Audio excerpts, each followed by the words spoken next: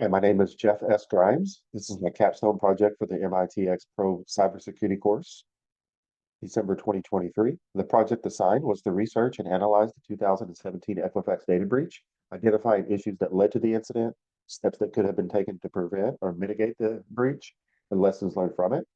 I compiled a point paper that has significantly more detail than this presentation, which serves as a recap of the main points of that paper. The 2017 Equifax breach. Equifax allowed the mismanagement of our personal information, inexcusable data security that led to the mass sensitive data exfiltration. Cybercriminals exploited a critical vulnerability, CVE 2017-5638, that was discovered and made public in Apache Struts, open source software framework that Equifax used on its online dispute resolution portal. The vulnerability in Apache Struts involved the processing of data sent to a server. Attackers could exploit this vulnerability by using file uploads to execute remote code, enabling them to send malicious code or commands to the server. The National Vulnerability Database's analysis indicated the complexity of exploiting this vulnerability was low. The potential impact on the compromised system's confidentiality, integrity, and availability was high. The vulnerability exposed sensitive data for exfiltration, impacting millions. It is important to understand that what happened to Equifax was not just a technological failure, but more importantly, a failure of management and corporate governance. Here are some organizational and governance issues I believe contributed most to the breach. We'll highlight a few I found most important while researching the incident. Ineffective risk management. Equifax's risk management processes were ineffective in identifying and addressing cybersecurity risks. The company did not have a comprehensive risk assessment program with appropriate and adequate security measures that was commensurate with the company's size and high degree of sensitivity of their data. The company organizes and assimilates and analyzes data on more than 800 million consumers and more than 90 million businesses worldwide. And its databases include employee and data contributed from more than 7,100 employers. In August of 2017, 3 weeks before Equifax publicly announced the breach, their CEO boasted that Equifax was managing almost 1,200 times the amount of data held in the Library of Congress every day. They knew they were a target and did not do nearly enough to safeguard its massive amounts of sensitive data. Demonstrate extremely poor fundamental security hygiene measures. Equifax was unable to do these basic measures, such as regularly patched software and data encryption. They lacked policies and processes for identifying and patching those vulnerabilities properly. They failed to encrypt the sensitive data, both in transit and at rest, and to protect it from unauthorized access, even if a breach were to occur. There was clearly a disconnect between policy development and operational execution at Equifax. The Equifax breach in 2017 resulted from poor vulnerability in software asset management. The critical vulnerability in Apache Struts that was publicly disclosed, Equifax failed to identify those systems and patch those, thus leaving their massive amounts of personal identifiable information exposed for cybercriminals to take advantage of this vulnerability. There were several major missteps in Equifax's response to the breach. Adequate communication. Equifax's communication with consumers during the crisis was often unclear and inconsistent. The company failed to provide timely and transparent updates. As already mentioned, Equifax waited 6 weeks after discovering the breach to notify the public. This delay allowed attackers to continue exploiting the stolen data and caused widespread anxiety among affected consumers. They also had a confusing and inaccessible response website. Equifax's website for providing information and assistance to the affected consumers was poorly designed, confusing, and difficult to navigate. This made it challenging for people to access the information and resources they needed to protect themselves from fraud. Equifax could have taken steps to prevent the data breach or lessen its impact. These include improved vulnerability management that is commensurate with protecting massive amounts of highly sensitive data.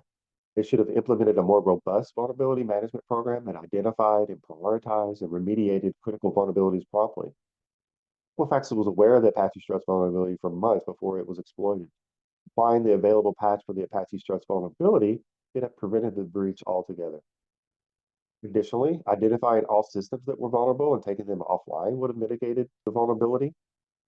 Equifax lacked a complete IT asset inventory, meaning they did not know the locations of the Apache Struts applications on their network. Instead, IT had to conduct network scans, which failed to detect the software, leaving them vulnerable to intrusion. If the company would have been able to see the suspicious traffic to and from the ACES platform much earlier, it could have potentially mitigated or prevented the data breach. Additionally, if they would have had effective network monitoring that would have been able to mitigate the incident. They missed the 265 separate data exfiltration opportunities. And most important, in my estimation, if they were implementing a effective defense in depth strategy through their cybersecurity program, they could have prevented this breach. The defense in depth strategy significantly would have enhanced their network security. It includes a range of best practices and tools and policies that include firewalls, intrusion prevention or detection systems, endpoint detection and response, network segmentation, principle of least privilege, strong passwords with multi-factor authentication, and of course, patch management. Equifax, according to one estimation, 30 process and control failures. As mentioned, no asset or software inventory, or at least one that was complete. They had the non-functioning SSL visibility appliance with the out-of-date security certificate. There was no anomaly detection on the web servers. The custom store rule that was created by Equifax was not tested and did not work. There were no owners assigned to the applications or databases.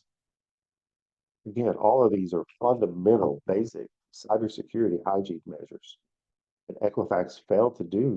Here's some key lessons that I learned from the Equifax case study. To further highlight the importance of identity and access management, cybersecurity programs must exercise those more stringent access and management controls and allow access to the digital resources that an organization has to employees that need them to fulfill their job and no one else. A least privileged access policy is the safest practice with sensitive data. Also learned the importance of conducting regular vulnerability assessments and audits and to patch promptly. It should prioritize vulnerabilities those at high risk to the organization.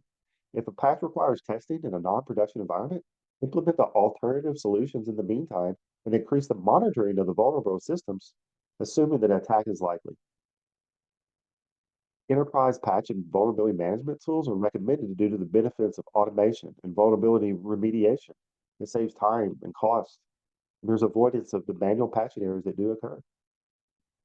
I also learned the importance of establishing an incident response team and making sure that they're well rehearsed. Plans should outline procedures for detecting, responding to, and recovering from incidents. You should have a well-defined incident response plan in place to respond quickly and effectively. This includes communication plans, forensic analysis, and containment measures. You should establish an incident response plan and team that is prepared to respond to a wide variety of cybersecurity incidents. I also learned that you must prioritize cybersecurity and data protection. It should not be an afterthought. It should be an integral part of an organization's culture and operations.